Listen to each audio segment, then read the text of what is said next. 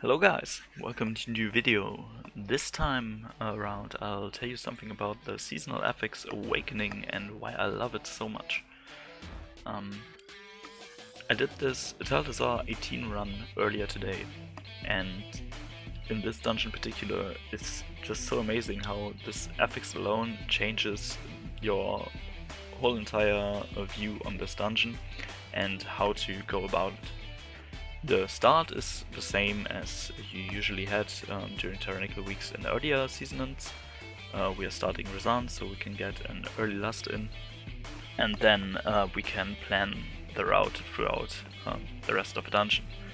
Usually it was pretty much the same all the time. You went to the right, did Volkal, played all the trash between Volkal and the Priestess, did the Priestess, and then you went to Yasma. We can change this up a little bit. The boss order is the same, but just the trash that you play and the timings are so much better with this affix. For example, after Razan, we'll go up to the trash on the right side of the dungeon when you're looking from the start. But then we can skip to Volkal and the other obelisk next to him with the obelisk that is available for us. And then we have our second lust on Volkal without major delay, and then we can skip pretty basically directly to the Priestess and then go to Yasma. You'll see this in the video. But just the freedom you have in planning your route here is amazing. I think Atal'Dazar showcases this among the best throughout all our BFA dungeons. You'll see this in a second. As you can see, we did Razan and now have 7 minutes back on our last, so we have to wait for 7 minutes, sorry not seconds, to pull Volkal, because we definitely want our Bloodlust on Volkal. So what we're doing here is just playing the trash in the middle, which gives us a lot of percentage and also is needed to either be distracted or killed in order to click the obelisk in the middle. So we are choosing just to play this pack because it isn't too difficult this week. After the swords are dead, there is not much danger in terms of affixes to this trash, because all of the affixes only buffed the swords with their bursting. So now you can see the pack is nearly dead, and we are choosing to kill our first obelisk here. This is the Tank Buster, which is luckily not much of a problem for my Guardian Druid. As you can see, I have nearly 1 million HP in bear form, and also with all my defensive cooldowns and lots of armor, this doesn't hurt too much. I just make sure to kite a little bit when I'm hit by the Spirit Breaker, and not standing in the Dark Fury is important, of course.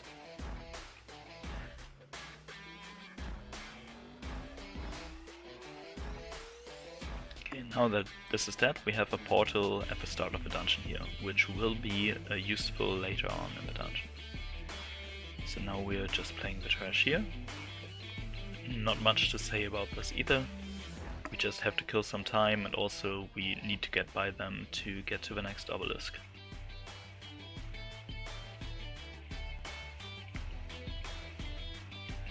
Usually I would love to pull these shield bearers with the stalkers on the right hand side on the stairs there. I also asked my group to pull them for me, but unfortunately nobody reacted to that. Not too bad though, we're just killing this pack now and then the stalkers one by one.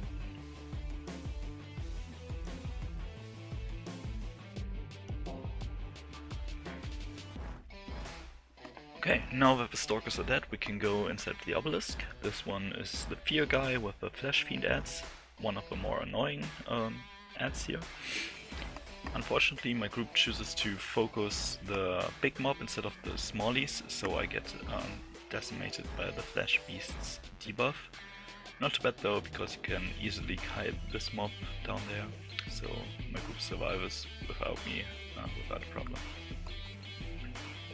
And now that I got back and have threat of mob, we can skip all this trash that is really annoying in the middle here.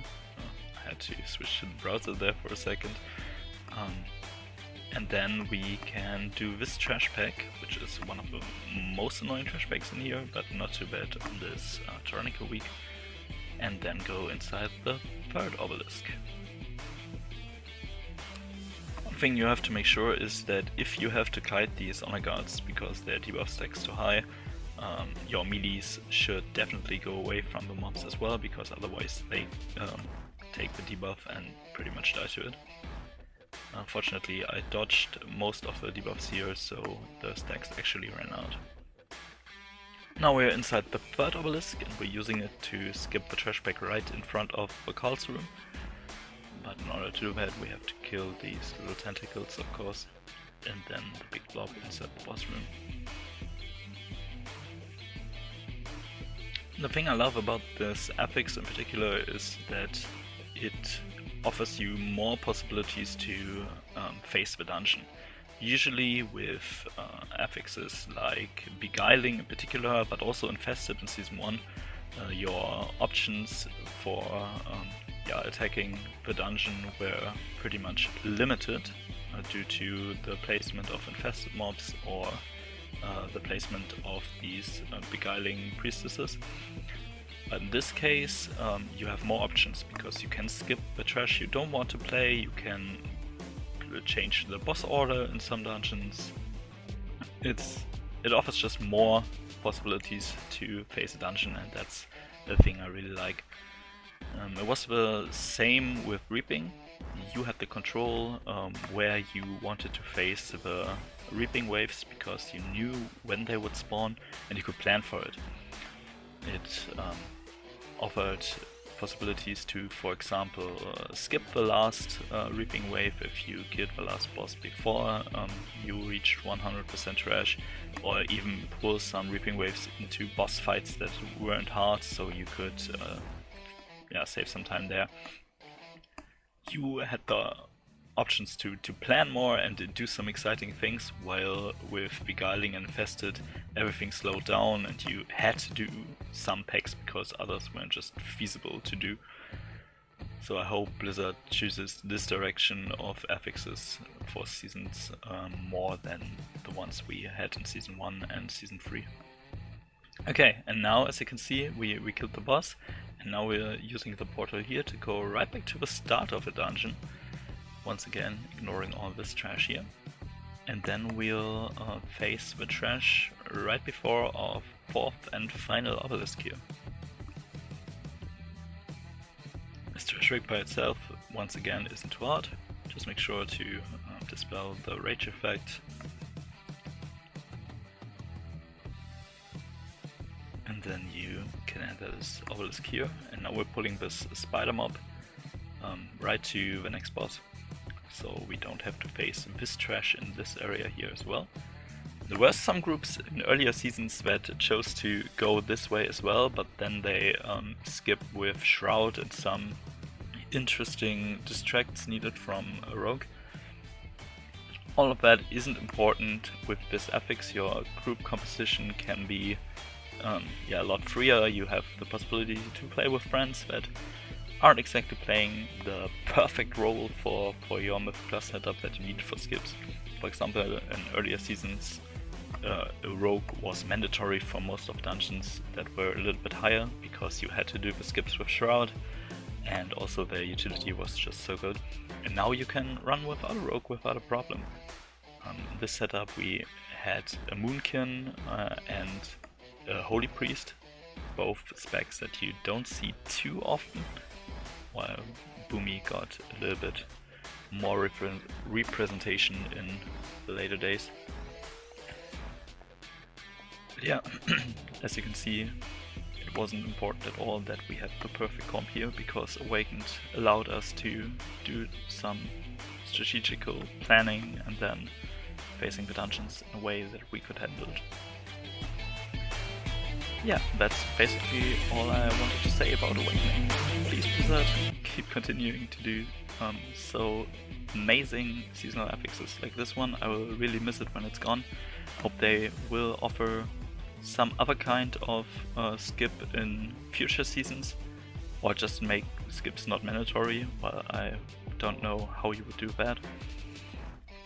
But this, yeah, to be honest, I never had so much fun in Mythic Plus in BFA as I have this season. I'll just let you watch the rest of the dungeon in normal speed. Thank you guys for watching, and I hope I see you next time.